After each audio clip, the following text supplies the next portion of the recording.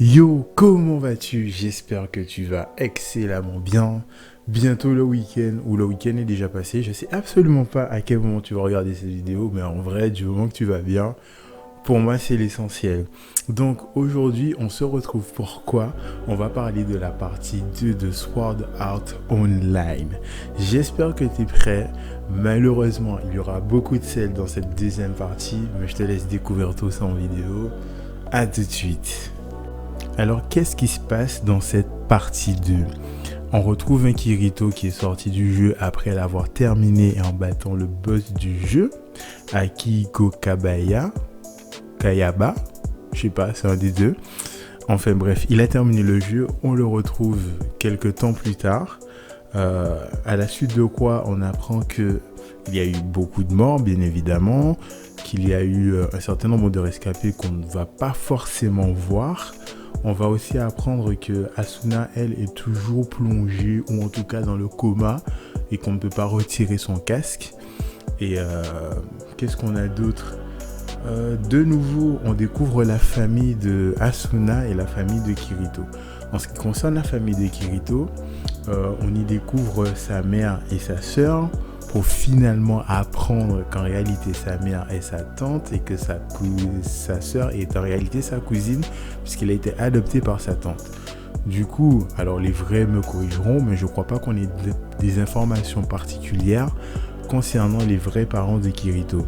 On découvre quant à Asuna son père, le fiancé qui lui était promis pas de son vivant, mais dans la réalité.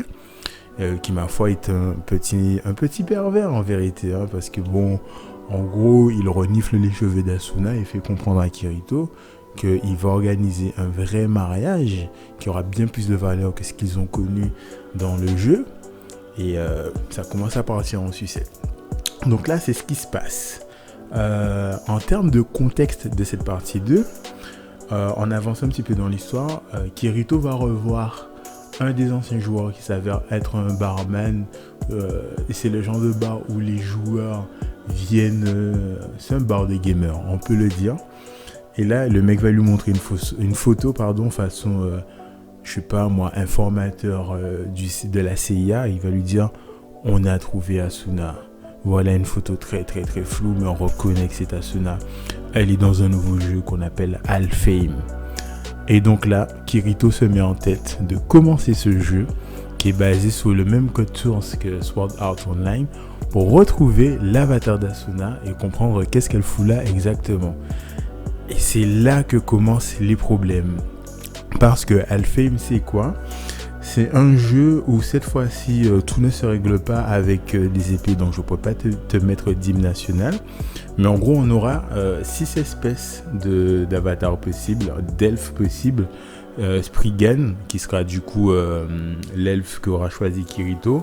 Et 5 autres espèces dont je ne connais pas les noms, mais il y a la couleur noire pour Spriggan, il y a les verts, il y a les rouges, et il y a les jaunes, je crois. Il y a même peut-être bleu, mais je ne crois pas qu'on en ait vu.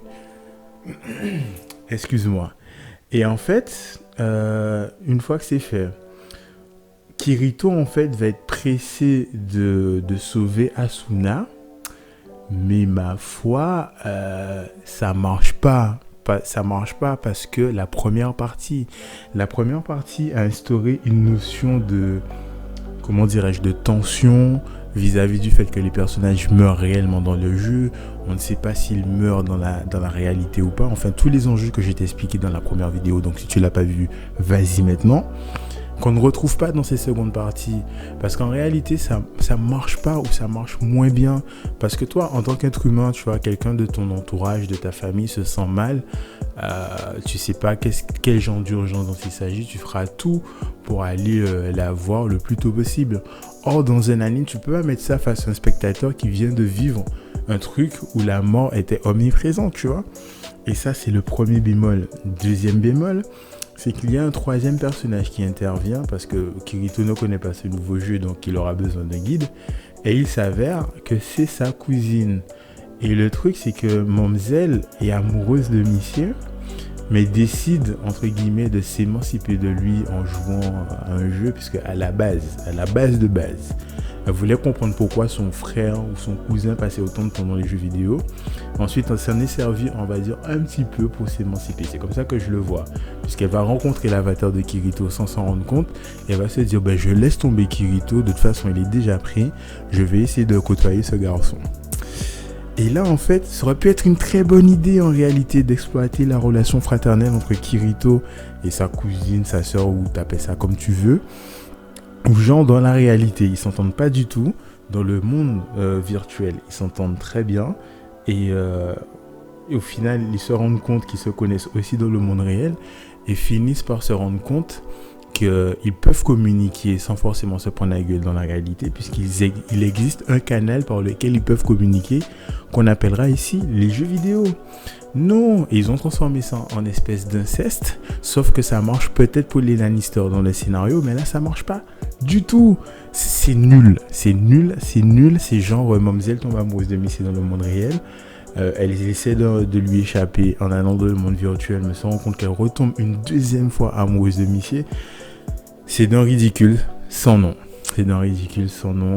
Le contexte ne vaut absolument pas la peine. Mais, il y a un petit mais, l'animation des combats est toujours aussi bien. En vérité, il y a un combat aérien, parce que forcément ce sont des elfes.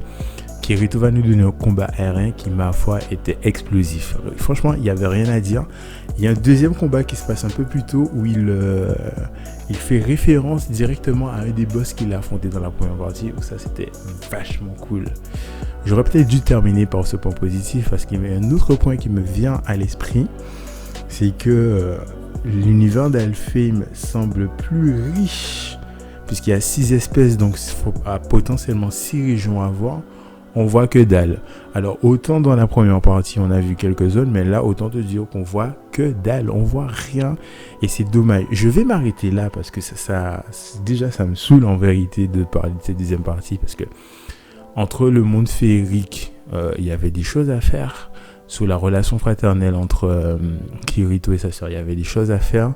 Ils auraient pu parler des traumatismes sociaux, des traumatismes psychologiques, voire morphologiques ou physiques sur les individus, mais rien n'y fait. Tout ce qu'on sait, c'est qu'ils ont accumulé des années de retard durant lesquelles ils étaient dans le jeu et qu'ils ont monté une école spécialement pour ceux qui étaient dans SAO, mais c'est tout.